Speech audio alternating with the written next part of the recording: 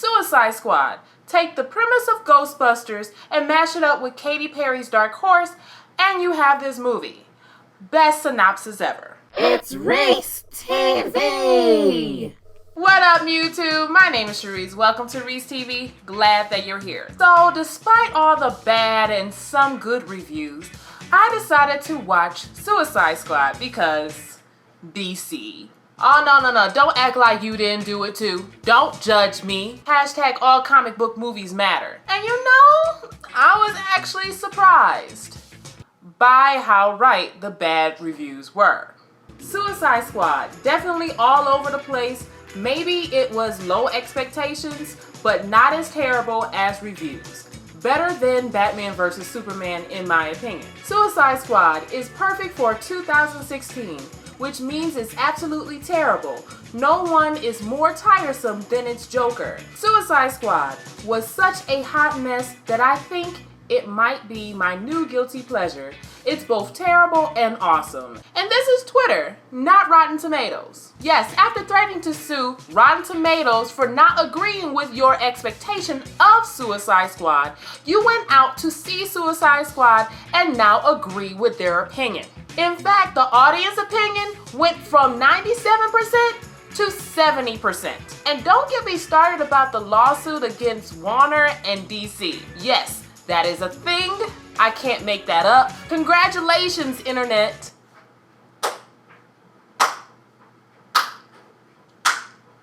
I mean, never has a movie made me so angry. Like, you know how you get so frustrated at something that you just burst into laughter? That was me after watching this movie. Like, literally, driving home after this movie, I sound like I was hit by the Joker's laughing gas.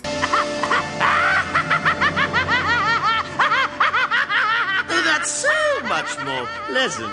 I mean, it wasn't like BVS where one half was a hit and one half was a miss. No, the whole movie had a whole lot of hits and misses. Just sprinkled throughout it like sprinkles on a cupcake at Walmart. Why did I mention cupcakes? Could I be hungry? I think I'm hungry. I might be fat. Viola Davis was perfect as Amanda Waller. She looked and acted like the Amanda Waller that I grew up with. Not like I'm calling her fat or anything. Not like there's anything wrong with being fat. I mean, no fat shaming here. I'm just saying she looks like a person that I would mess with. That's all. I mean, no offense to the CW Amanda Waller, but if I had a choice to fight either her or the WB Amanda Waller, I'm gonna take my chances with the CW Amanda Waller. Because the WB Amanda Waller is the stuff of nightmares. She's scary. Deadshot had like one fantastic scene. Also, his backstory was surprising. And surprisingly a little racist. Okay, hold up before you guys push the dislike button. Let's look at the facts. He is a sharpshooter for hire that's based in Gotham, which in our world is Chicago according to this DC cinematic universe. Chicago is known for its gun violence, and it's also predominantly black. Just a little racist. Killer Croc, racist.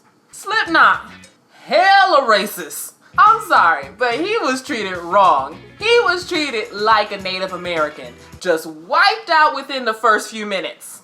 Katana had me wishing for a Katana anime just by how she was talking in Japanese for all but like 2 scenes. I mean, if X-Men, Wolverine, and Iron Man can get an anime, Katana, who actually speaks Japanese, should have an anime too. Make it happen, DC. Make it happen. In fact, what they should have done with her backstory is have it in an anime just like Lucy Liu's character in Kill Bill. You know what? I would actually buy that. You're welcome, DC. Harley Quinn was okay.